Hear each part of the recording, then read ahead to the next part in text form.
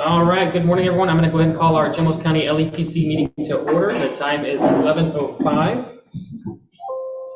And hopefully we'll have a few more people roll in. At this time, we'll have the roll call by our Secretary Treasurer.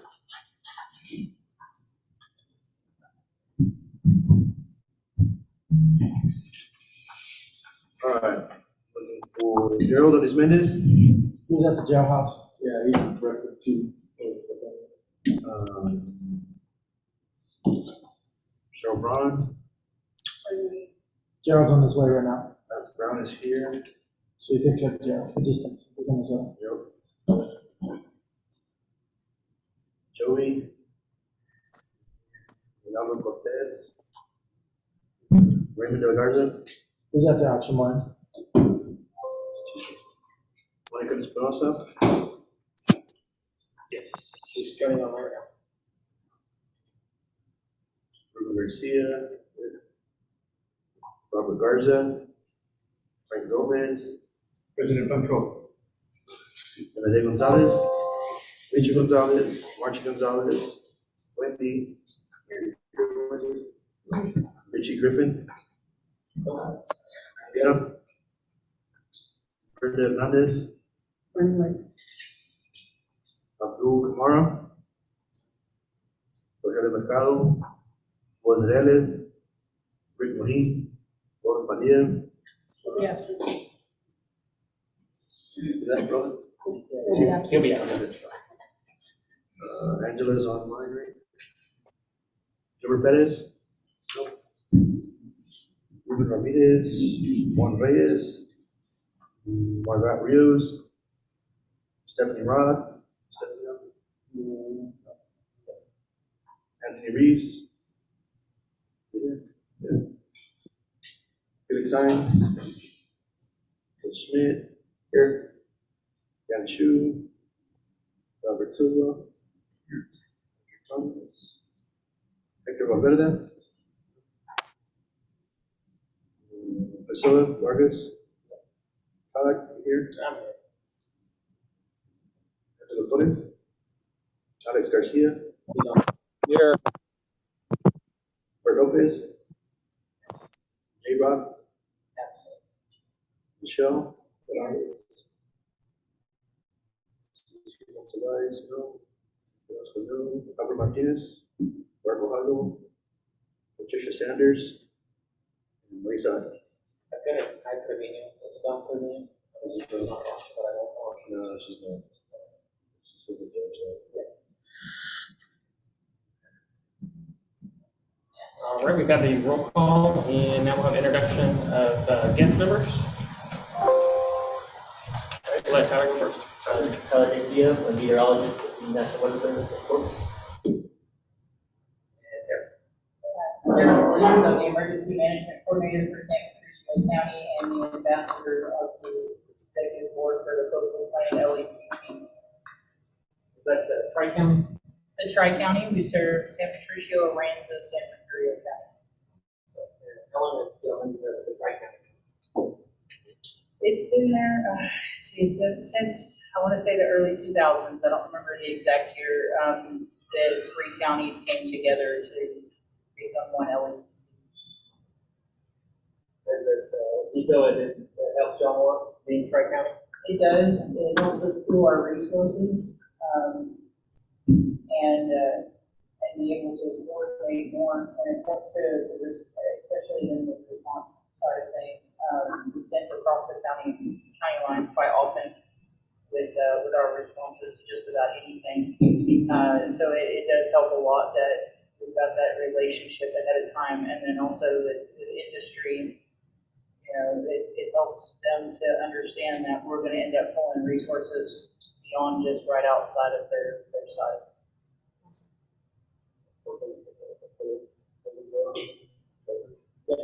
I know, Well, I know we were, Rose has already asked us. and I think Live Oak. I was looking at that idea of the TDEP conference. I'm glad that you mentioned it. I'm glad that it's working well for y'all. So that's something maybe we can consider too.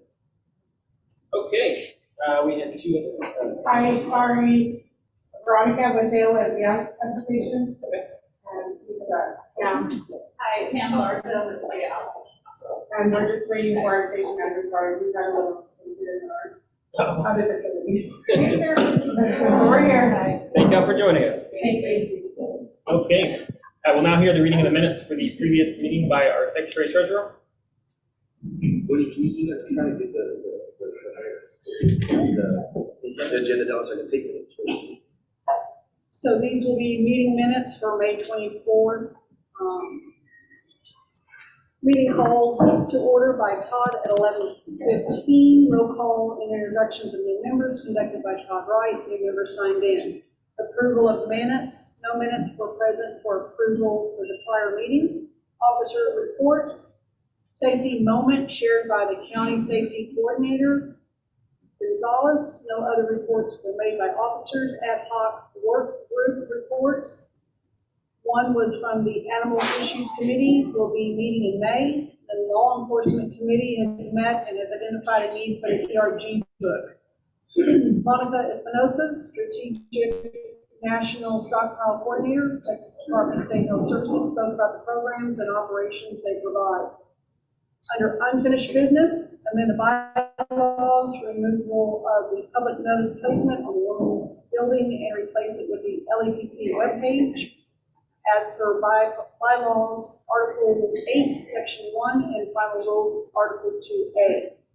Adding receiving addresses for written public comment to be emailed and EMC office presented by Todd Wright. Motion made to accept proposal by Rafael Mercado and was seconded by Lance Brown. Motion passed by 2/3 vote. Under new business, Patrick Thomas, Lance Brown, and Judge Trevino presented outcome of first responder symposium held by the judge on April 13th. Possible participation in educating public on 911 addressing. Next meeting date of May 24th, 2023 was approved by the committee. Public comment announcements.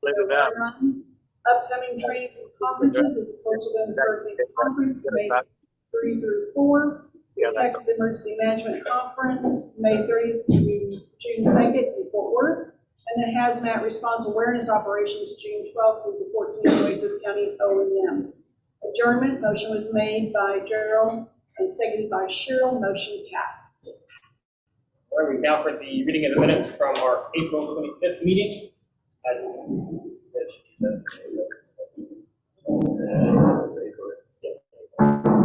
Those are the April 25th minutes. Do I hear a motion to accept? Motion a second. Motion by Gerald, second by Lance. All in favor? Ayes have it. Motion passes. All right. Next up, we're going to be reports from officers and our committees. First off, we'll begin. Does anyone that would like to share a safety moment? Once, twice. All right, safety moment. Reports from other officers. I'll cover the Freedom Conference. Jared.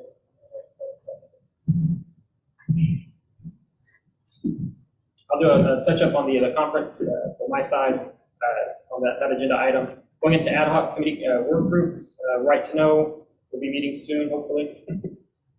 Same with public education information, not much has changed on that. Hazardous materials facility liaison and emergency response and resources. We're gonna, as a board, we met beforehand to kind of help align some of the goals and objectives. We want to have these two committees come together and really start working to touch base with our tier 2 facilities, meeting with them, getting their plans and what they have, and bringing them back to the LEPC, and also bringing a live body back to the LEPC. So we invite them to come and be here with us. So just, I know at the last meeting, those of you that were here at the last meeting, we had some, we're trying to figure out some direction on where the different committees needed to go and what they needed to do. And so some of this stuff was kind of inherited by this, so we didn't create some of these committees. They were already created by the LEPC before us. That was a little dormant for some years. But one of the things that did help, one is we're kind of meeting and kind of learning as we go. But the other thing is all myself, Lance, and Todd all were at the emergency management conference in Fort Worth about 4 weeks ago now. And that gave us opportunity to kind of talk to other people, talk to other LEPCs, other people that have set up LEPCs, and there's LEPCs all over the state and not all over the same. Her LEPC maybe do something completely different than what Corpus's LEPC does. And they may be to completely different functions, just like ours is we're eventually gonna get our own direction in which way we're gonna end up meeting. And it's really just filling the needs, filling in the gaps. So it's something that we've learned and we're working through. So just bear with us as we kind of get direction for each one of these committees and make sure that they're doing what the LEPC needs them to be doing. Just wanted to add that. Yeah, no, perfect.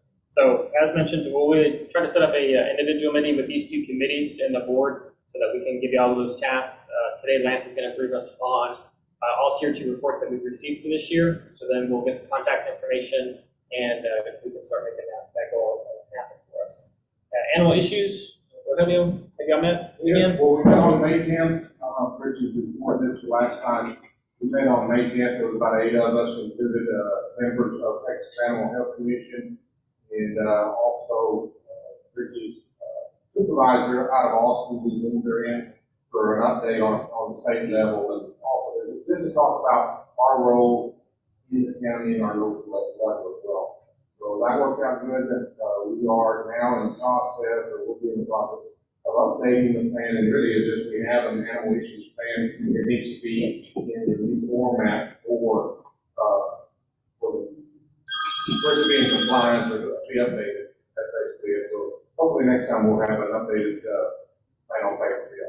Okay, awesome. So would y'all like to set up as one of the speakers for the next? No, not yet. Not yet? Okay. No, I've got too much real time and harvest right now. So Understood. and hopefully we don't have to deal with it. Hopefully not. All right, going into the ad hoc committees reports, as Patrick alluded to, the ad hoc committees will be inherited before. Did I get ahead of myself? You're good. I'm trying to multitask. Our work groups were identified and clearly stated in our bylaws. The ad hoc committees, though, those were the ones that were, and the bylaw says we can form as many committees as we want, and these were the ones that were formed by our last board. So we kept them, but we're working on more of a good direction for them to go. But we'll go ahead and, medical, of course, was right off the bat a pretty easy and fast one for us.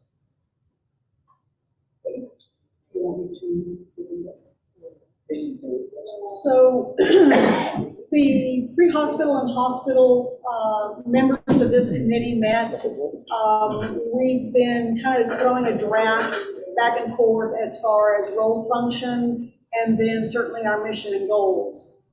Basically, we're just trying to make sure everybody, whether that's pre-hospital as in ambulances and or aeromedical assets, and then hospital, which is our hospital here locally. We've all gone back to our respective agencies, make sure that our disaster plans are updated, our game plan of what happens if this happens and what happens if this, where are we going to get additional staff or additional resources.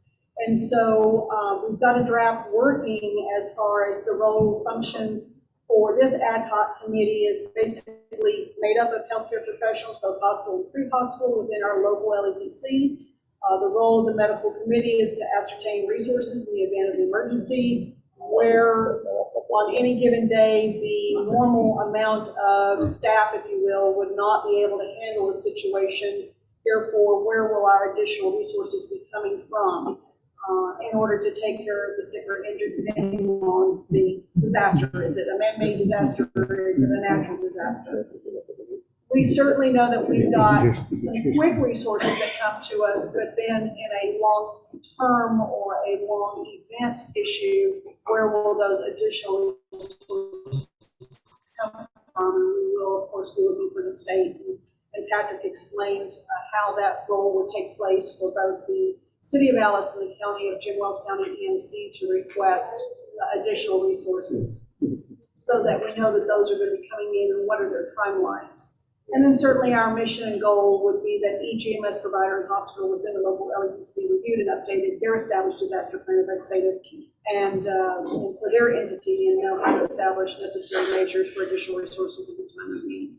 So that's kind of our draft, that's what we're working on. Just trying to figure out, make sure we're all ready to have those additional immediate resources, and then what are the long-term resources if we need them. Appreciate that. Law enforcement, Gerald, did you want to have another brief? We had decided that we need to get those ERGs, emergency response guidebooks for all law enforcement agencies in the county. With the cause, this process.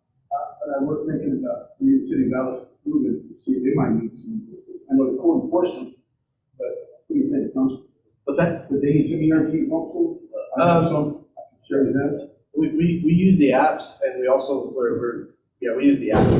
Well, and that's the thing that when the capital, from law enforcement perspective, is we do have a hard copy, but then there's also that phone app that's available. It's always good, but I know you don't have, on our law enforcement, on our PD side, they have the apps on their laptops. So they downloaded it to their screen, so I think one of the people say they have multi media that they can use, whether, you never know, you got an emergency situation, the phone line could be down or whatever.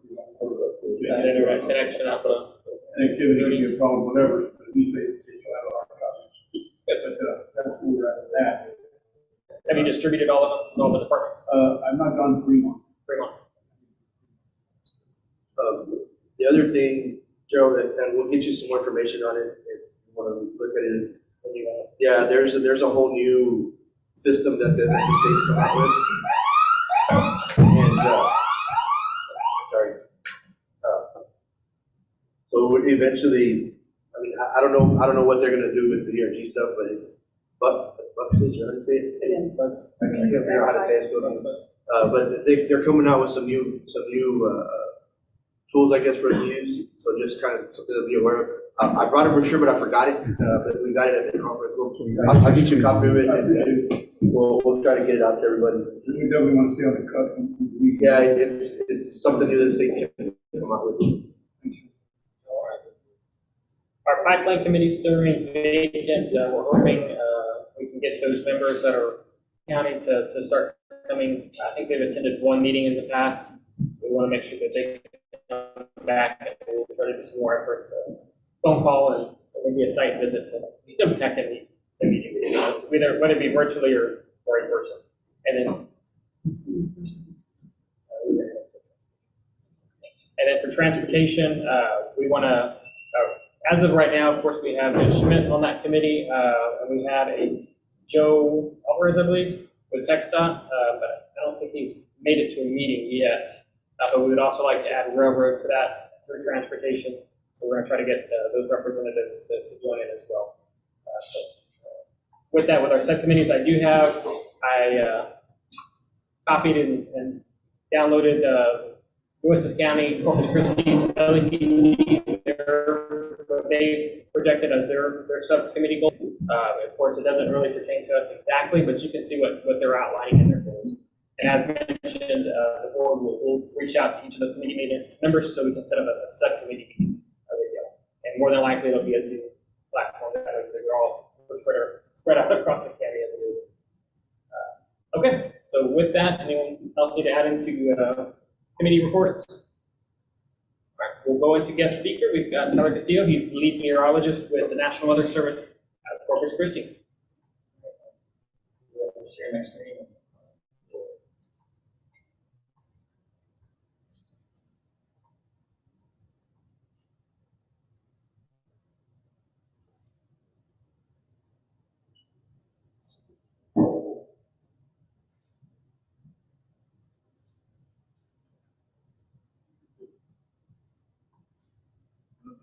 Well, good morning, everybody. My name is Castillo, one of the lead meteorologists here with the National Weather Service in Corpus. Today we'll go over the outlook for the 2023 hurricane season. We'll touch on our suite of Hurricane Center products and how you can get this information. So But before that, we'll start with our current forecast. A lot of you probably got our email briefing this morning. It's going to be really hot again today. Luckily, only heat advisory today, so 110 to 114 feel-like temperature from about noon to 8 p.m. There's a heat advisory just to the north of our forecast area. San Antonio has different criteria. Their heat advisory, or excuse me, extended heat warning starts at 113. And this trend is going to continue through the week. Daily 110 to 114, pockets of 115, 116 out there each afternoon. More than likely just heat advisory, not quite excessive heat warning criteria. So right now, the WPC, or Weather Prediction Center, maintains a 70% chance for heat index values over 110 each day, and a low to medium chance of exceeding that 115 threshold. And the latest tropical weather outlook from the Hurricane Center, this is their 7-day tropical weather outlook. There's an area of low chance of development over the next 7 days, the remnants of tropical storm Cindy. Now for the 2023 hurricane season outlook, there's been 78 hurricanes that have affected the Texas coast since 1851. So that's about every 4 to 5 years. We're due for a hurricane, unfortunately, soon. Here's a look at our Texas hurricanes by month. You see the peak here in August and September. A few in June, July, August, September are our peak, and then lesser amounts in October, November, as those fronts start coming down and pushing the storms back out into the Atlantic. Here's a look at the 2022 hurricane season. Everything stayed east of us, thankfully. Big gap here in the western Gulf. Everything went towards Florida, the eastern seaboard, with the big one being Hurricane Ian, making landfall just south of Tampa Bay. The hurricane season starts on June 1st. It runs all the way through November 30th. I mentioned that peak just a little bit ago. See here in the purple box, the western Gulf of Mexico, we have a peak in August and September. You can see here we had hurricanes, tropical storms can happen any time of the year. There was actually a hurricane or a subtropical storm formed back in January.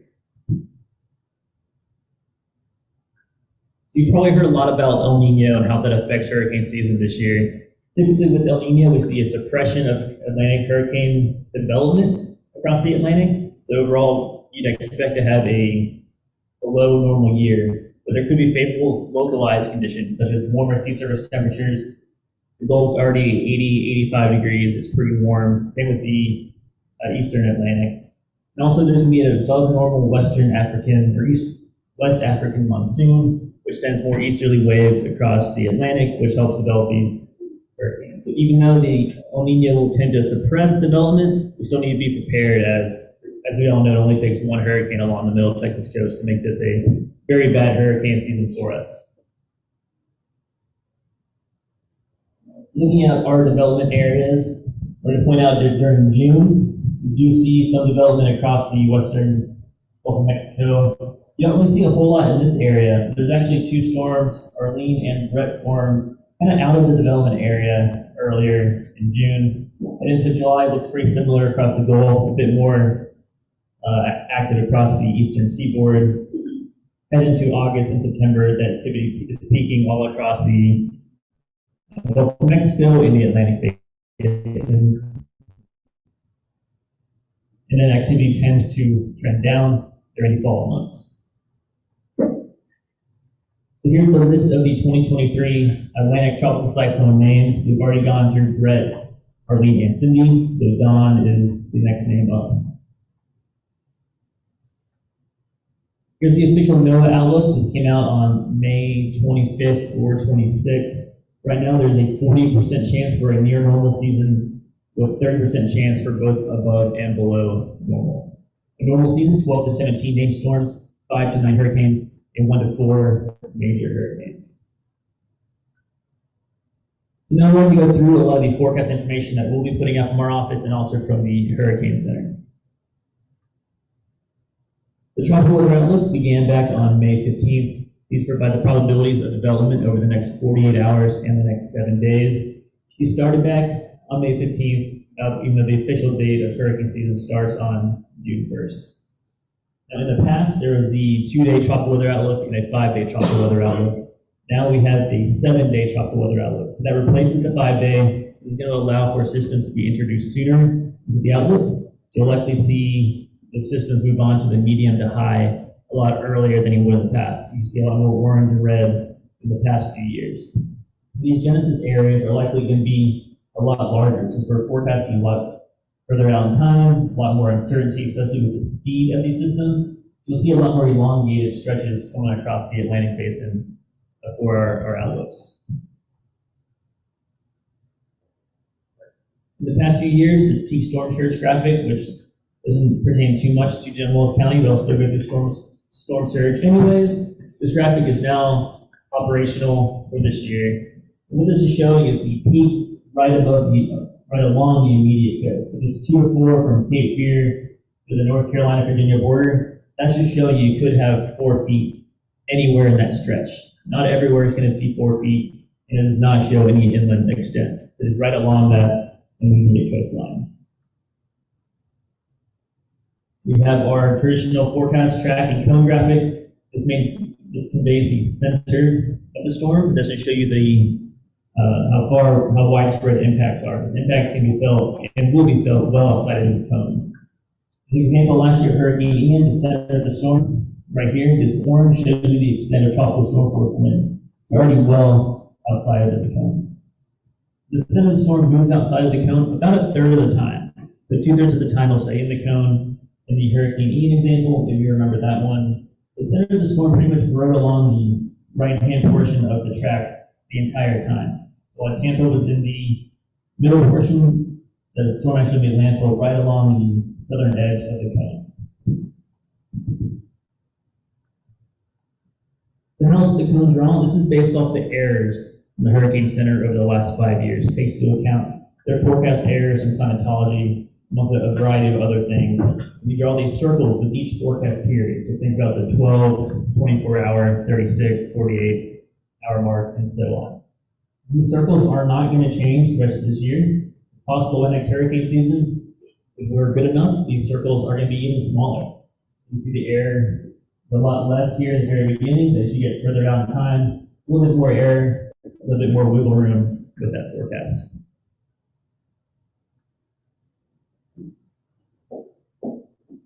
You've probably seen a lot of the wind speed probability graphics that we in the Hurricane Center put out. These are based off 1,000 realistic alternate scenarios. So it takes the current position of each of these, of the hurricane or tropical storm, and little bitty tweaks with each model run, about 1,000 of these, to get the probabilistic data that we've been pushing a lot recently out of our office. So I'll explain that a little bit better here. So we have our typical deterministic forecast.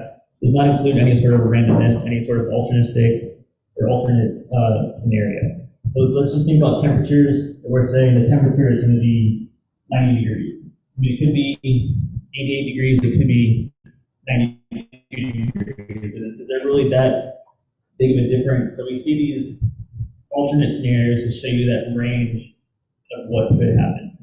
You can see that the 90 degrees, we could say that this would be the 88-degree mark, the 82, that these are both in the normal possibility, just that the most likely is going to be that 90 degrees.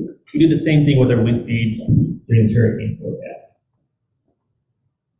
An example of that is going to be the probabilities of tropical storms are greater than 34 knots, strong tropical storm force greater than 50 knots, and then our hurricane force wind speed probabilities greater than 64 knots over the next 5 days.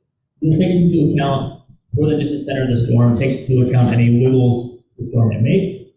Let's just say for our Tampa Bay example, you have a tropical storm force winds, looking about an 80 to 90% chance for tropical storm force winds arriving in Tampa Bay.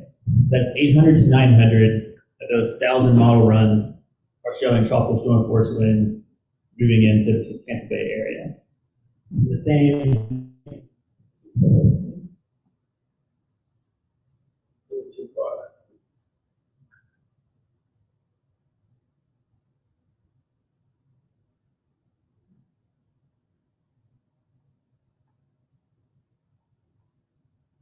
Did I just move it the whole time I was talking? No, stand still. No, I just started walking. I jumped off 15 slides. Better my clickers today. This way.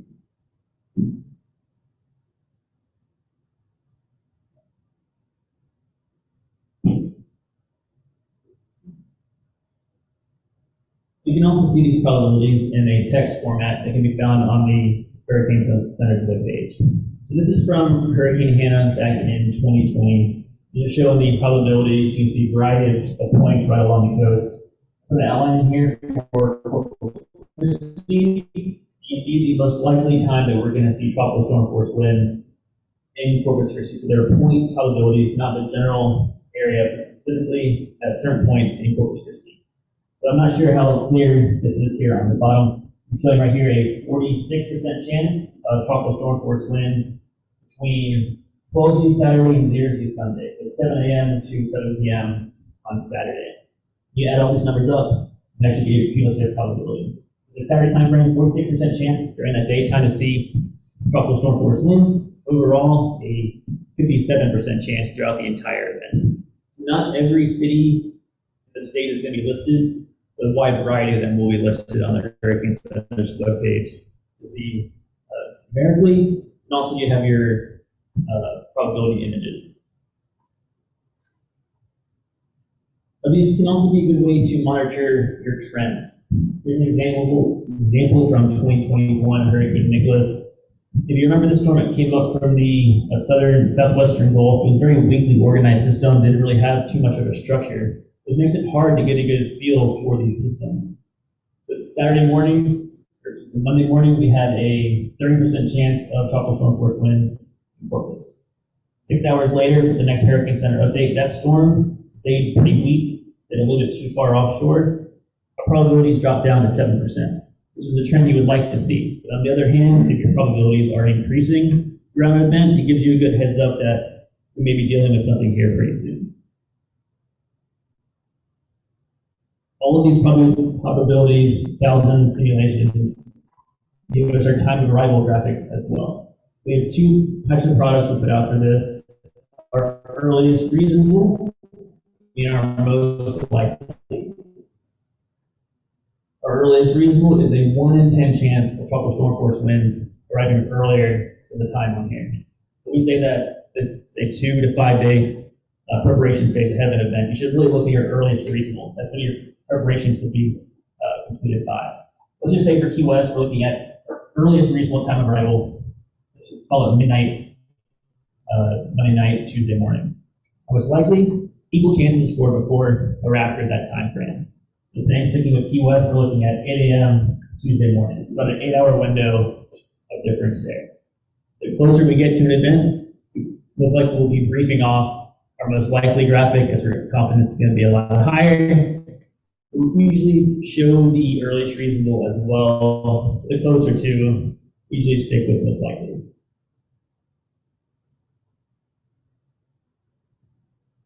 Again, our storm surge product map doesn't pertain a lot for us here, but in case you have any interest along the coast, we'll go over them real quick. We have our potential storm surge flooding map. This is a reasonable worst case scenario. There's a 1 in 10 chance that storm surge will be greater than what is shown here.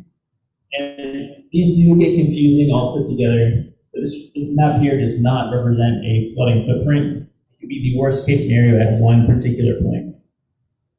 This is the Charleston Harbor, I believe. Let's just say you live in this area of red right here. That's going to be storm surge greater than 9 feet for this event. Not everywhere in this entire stretch is going to see greater than 9 feet. But if that storm hits you just right, you have greater than 9 feet at that point. Not an aerial footprint, just a worst case for a particular scenario. Arguing over the peak storm surge forecast, peak surge right along the coast. Then we have our storm surge watch and warnings. We started issuing these back in 2017. Our office was the first one to issue these during Hurricane Harvey. So watch is a possibility of inundation within 48 hours. Transition that to a warning within 36. In the last 5 years or so, we've actually seen our storm surge fatalities decrease by about 50%.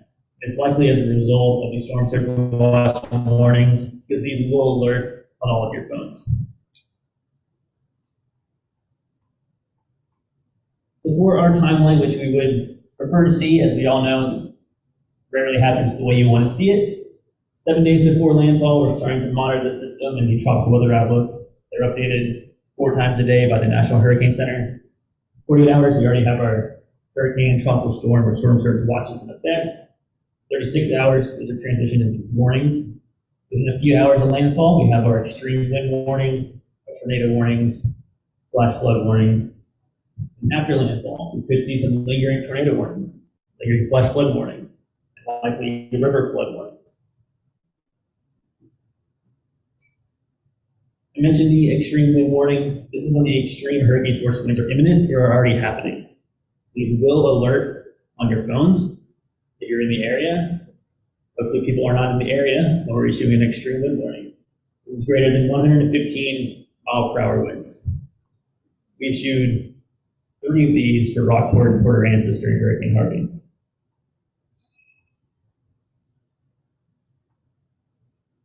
You follow the Hurricane Center on social media or routinely checking their website. They are putting out key messages pretty routinely, especially for the much bigger events. These aren't going to be on a localized scale. They're going to be more regionalized, so we can expect whether it's from heavy rain, surge, winds. It won't be on that localized scale.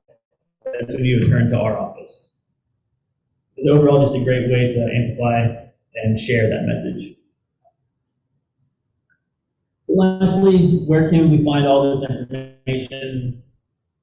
You can find it on the Hurricane Center's website and social media accounts, Twitter, Facebook, YouTube. They often go live during events. The Hurricane Center director usually be the one going live on their Facebook. We also put everything on our Facebook and Twitter and YouTube accounts. We don't go live as often, maybe done it once. But we're in talks that we do have enough event. We'll probably be going live this year. Mentioned the wireless emergency alerts for hurricanes. They will trigger from hurricane warnings, storm surge warnings, extreme wind warnings, and then our considerable or catastrophic flash flood warnings. Our local tropical webpage, every office has one. You can go to weather.gov/Corpus Christi. You scroll down, there's going to be a tropical tab. It'll take you right to our tropical webpage. It's going to have links when there's an active storm to all the products it just shows you, from storm surge to wind speed probabilities, time of arrival. Several tabs up here with the active storms, threats and impacts, our local products. We look at real-time satellite, radar, our social media feeds, links for preparedness, and just a wide variety of other links as well. One product on here that we use a lot and really push out a lot are our HTI graphics, or hurricane threats and impacts. These are available for winds, storm surge, tornadoes, and our flooding rainfall threat. We'll produce these about 72 hours before landfall. This is going to show you that everywhere in this area what could happen. So in this example, this is probably Hurricane Ian last year. Everywhere in purple could see winds greater than 110 miles per hour. Not everywhere in there will, which is that those are possible. Those are used as a threat assessment tool in those 72 hours before landfall. In this example of Hurricane Michael several years ago showed you that these threats are possible outside of the cone. Here's the cone right here, 115 plus mile per hour winds, right where it's supposed to make landfall. And then well outside of the cone, you're looking at 74 plus mile per hour winds. These are updated routinely on our webpage. We also put these on our homepage and our social media feeds. There's also going to be a link.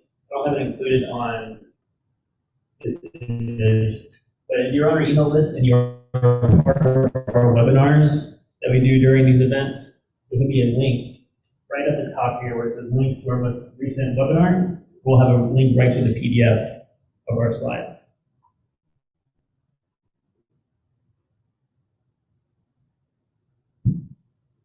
So if you were at the Coastal Bend Hurricane Conference, we were pushing our hurricane guide a lot, really pushing it out there. You can scan this QR code, it goes right to our hurricane guide in English and Spanish. You can email any of you all those links. If you need them later, you're going to push them out to your contacts. It has everything in this one over, evacuation routes, preparedness info, good contact, and where to find latest forecasts. So with that, I'll take any questions on hurricane season for 2023.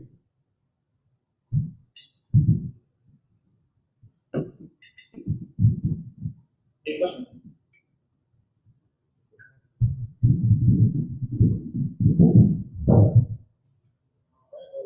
Appreciate it, very informative, good information for us to get our warning, and remember to prepare. I think the 7-day forecast is the outlook is really gonna be some helpful, allowing us to really focus on the rapid anticipation of storms and kind of get a better feel of, helping us prepare 48 hours and more in advance.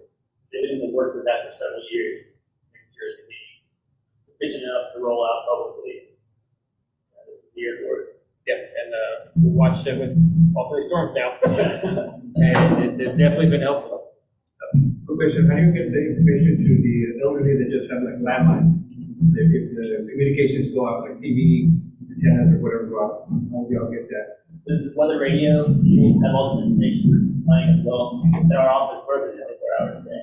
So people can call us all the time. I'm thinking about my geriatric people, or older ones that something, all they do is just landline. No cell, no internet, Yeah, we're open 24 hours for anyone to call us. We have a lady corpus that blind, and she calls us at the time. We're there for any needs. touching on that, that goes to our hyper reach, our emergency alert notifications as well.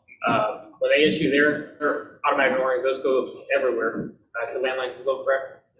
Yeah, for y'all. And then same for ours, whenever we send out our emergency alerts, it's gonna hit landlines and anyone that's signed up. so they have to send them. For cell phones, yeah. But you can double check with her, make sure that she is signed up, and we can give her the right information, or you can just grab her information and bring it back to us, and we can get her signed up. And she'll receive weather alerts and community alerts if she'd like to receive the community alerts.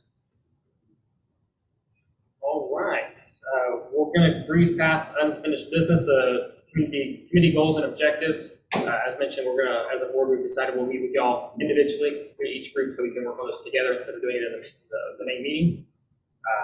And going to new business, we'll have a TDM brief. I know myself, I think I took three LEPC classes, along with everything else. So some of the things to really just brief back on is that as an LEPC, we have to have a plan in place for all tier 2 facilities. And if possible, try to do wash, rinse, repeat, instead of having to create a specialized plan just for every single person. And then, of course, all the sites have to have a plan in place. And there's 3 things that all the facilities have to do. They have to report to the National Response Center, they have to report to TCEQ, and then they have to report to the LEPC. So, as mentioned with the response group and facilities liaison group, we want to make sure that they know that we're active and that we can give them the contact information, and then bring them to LEPC as well. LEPC's job is to bridge the gap from local and state. For example, a rural fire department, volunteer fire department that doesn't have hazmat, we have, as an LEPC, have to have a plan in place for the county to bridge that gap for the time it takes for Alice Fire Department to respond. So that, as Patrick and I were talking to, that could be as simple as setting up a wide perimeter, sending out the emergency alerts, letting the emergency managers know about those incidents so they can send out those shelter in places or anything else like that. But we have to have that plan in place of how we're going to mitigate that gap and what we can do between those times, response times.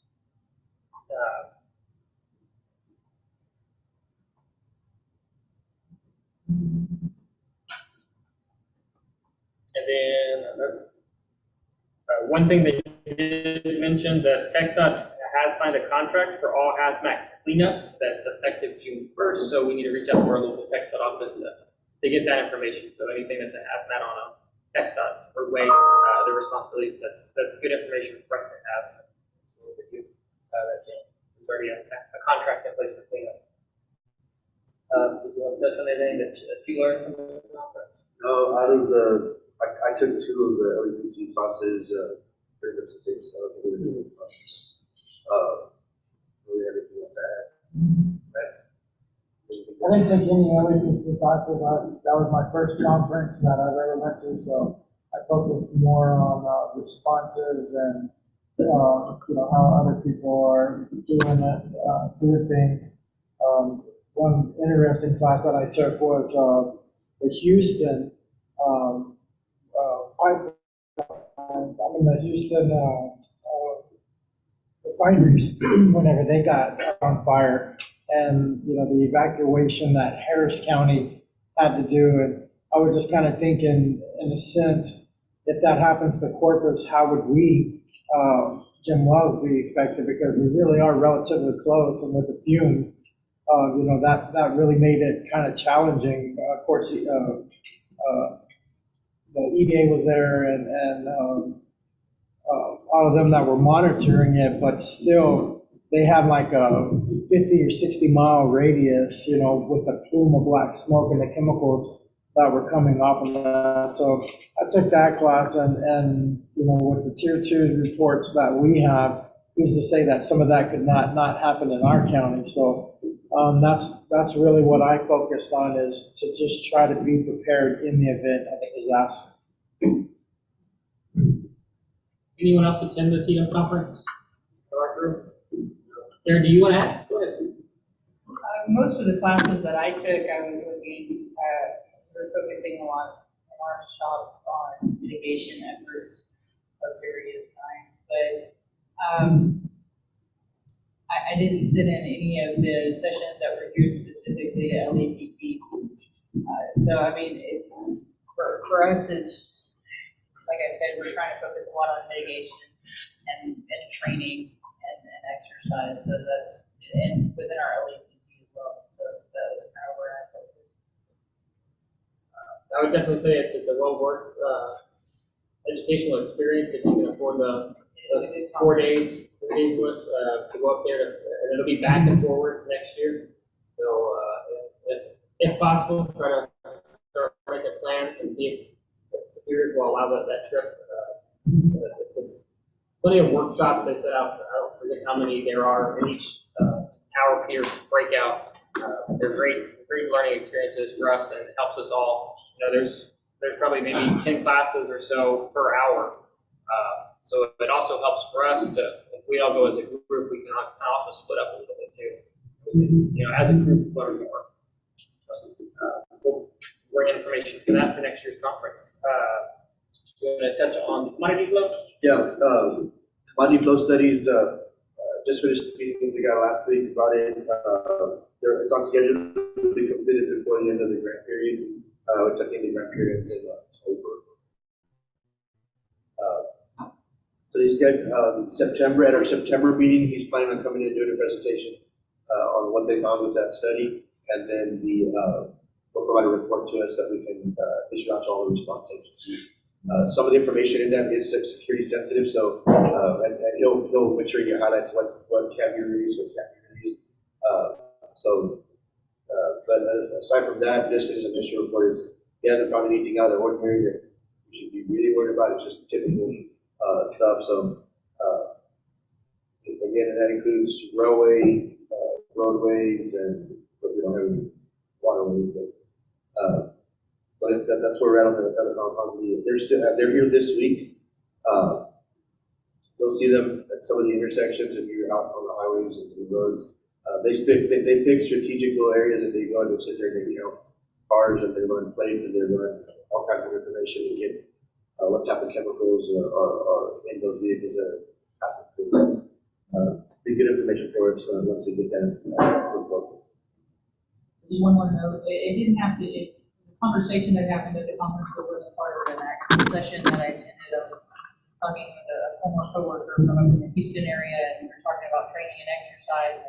He mentioned that that because of recent rail-related incidents, that there's a lot of pressure being put on the railroad companies to participate in exercises and things like that. So keep that in mind if you're looking to, if you're trying to bring them to the table, if you can open up an opportunity possibly to be able to do even just a so that's something I kind of spoke with our folks at our LEPC about, because we're in the process of doing a rail commodity flow study as well because of the increase in traffic in our area. So just something to keep in mind. Yeah, I do. We met with them. So they're changing companies. That's a Canadian group or something. Yeah. So we're still kind of running them. It would be good. Bring up to the table, so. Okay. Lance, we didn't touch this on the committee reports, but did you want to brief back on tier 2 reports received for the year? Yeah, so far, up to date, we have 19 tier 2s that have came in. I put them in a separate file, and as soon as I get them, I forward them to Todd and to the mayor, Priscilla from Fremont. And just so that way, everybody's all on the same page and there's no surprises for anybody. Right now, so far, what we've had coming in is Zachary Construction, that came in 4/21. HEB LP came in March 4th. EOG came in February 28th. Alice Service Center, which is American Electrical Power, AEP, they came in February 28th.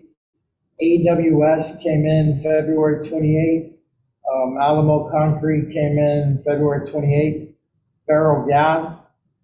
Fire Local Emergency Planning, that's out of Austin, Travis County. I don't know why they sent ours or sent that to us, but I think that was a state agency. Because it had a .gov at the end of it. So they probably just sent it out to all EMCs throughout the county. So we have theirs. The City of Alice Public Works came in February 27th. Tetra Technology came in February 26th. Enterprise Production Operating came in February 22nd.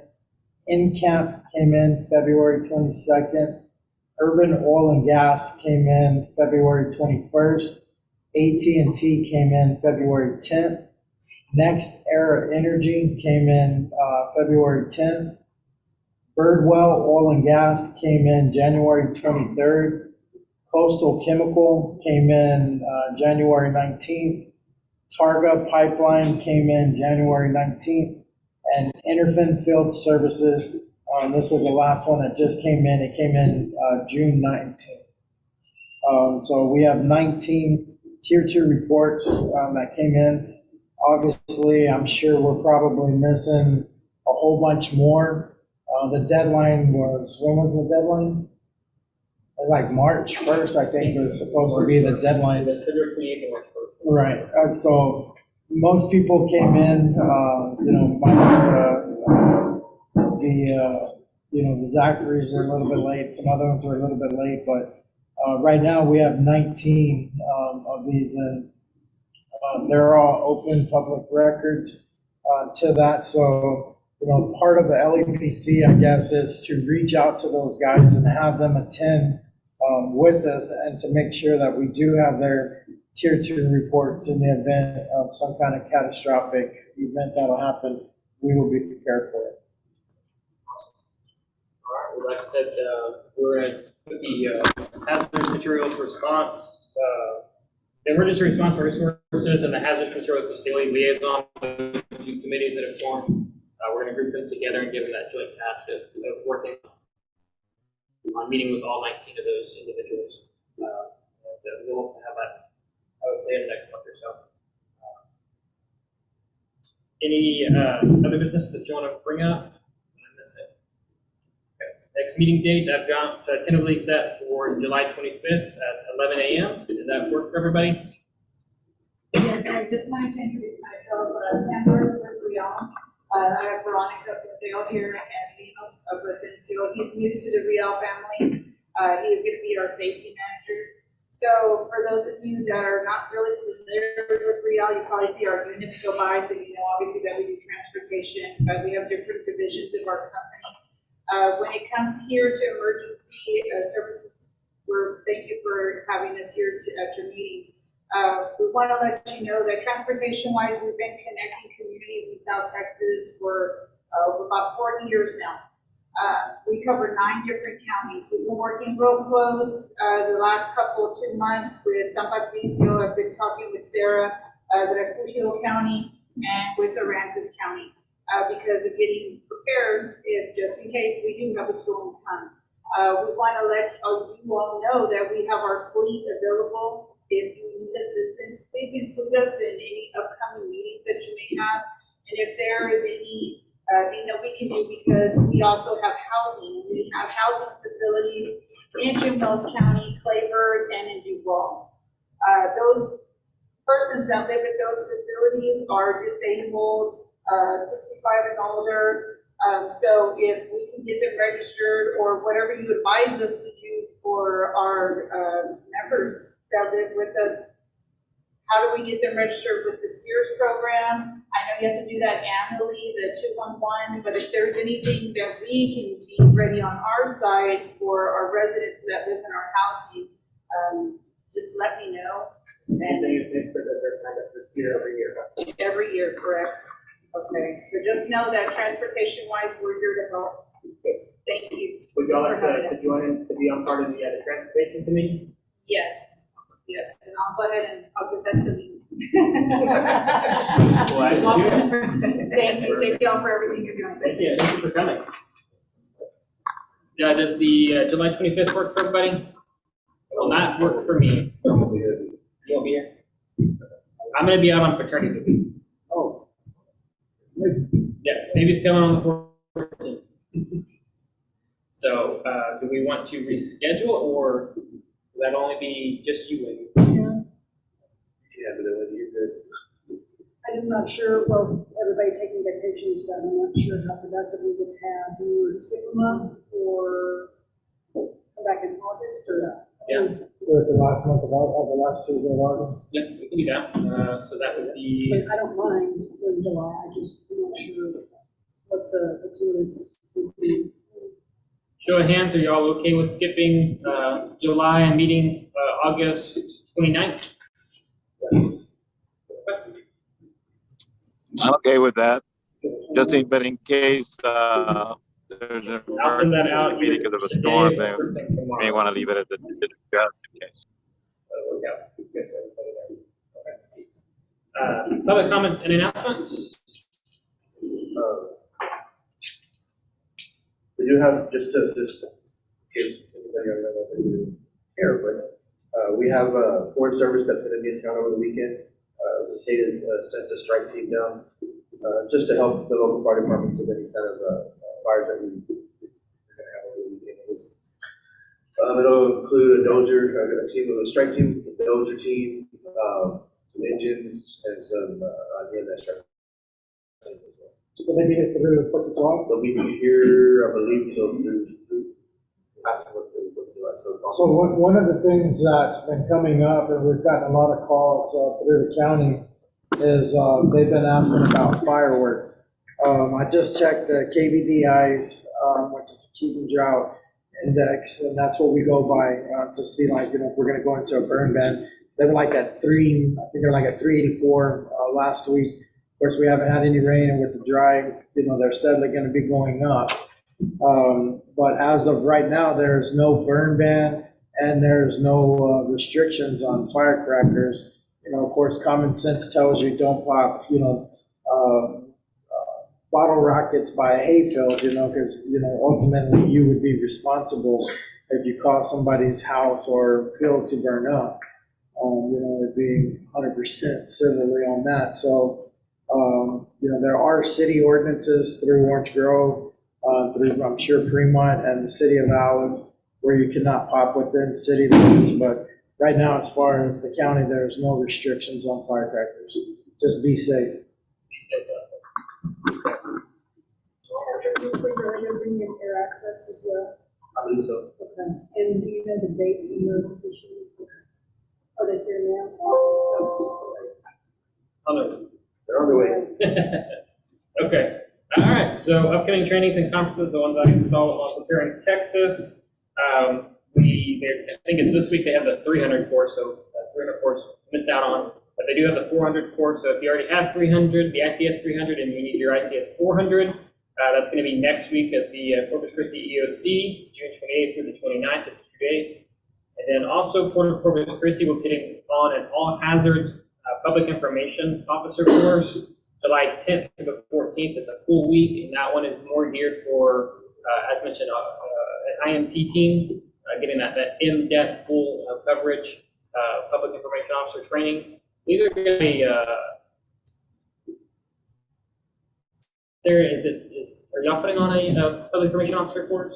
I know somebody else is putting on a more brief one. So, yeah, we are hosting, let's see, the teach class. I was just trying to find it on my phone. In August, That one's a shorter class. shorter, a little lighter. So if anyone else is, if you're in that role of having to address the public through an emergency and you have a feeling a news camera is going to be in your face or a newspaper is recording, it's a good idea to take that class. Yeah, so the one that the sports is doing, that is the really intense hands-on. It goes really into depth. The one that we're hosting is more where it's probably, like you say, if there's a possibility you could end up with a camera in your face. Or not only that, but like, if you're going to be involved in press releases or anything like that, or posting things on websites, and Shannon is on the United States, but. No, not a problem. Vance, I'm going to give you, if anyone wants a copy of what Corpus Christi's subcommittee goals and objectives are, I've got copies here. So if y'all want to see what they've done, I've got that. I'll also have those at those subcommittee meetings. So if anyone wants one, here, we'll wait for, she's probably already gone to lunch. But with that, we'll go ahead and entertain a motion for adjournment. Lance, second. Got a second? All in favor? Meeting adjourned.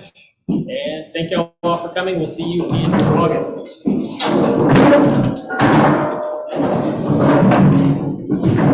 she's got 2 more seconds.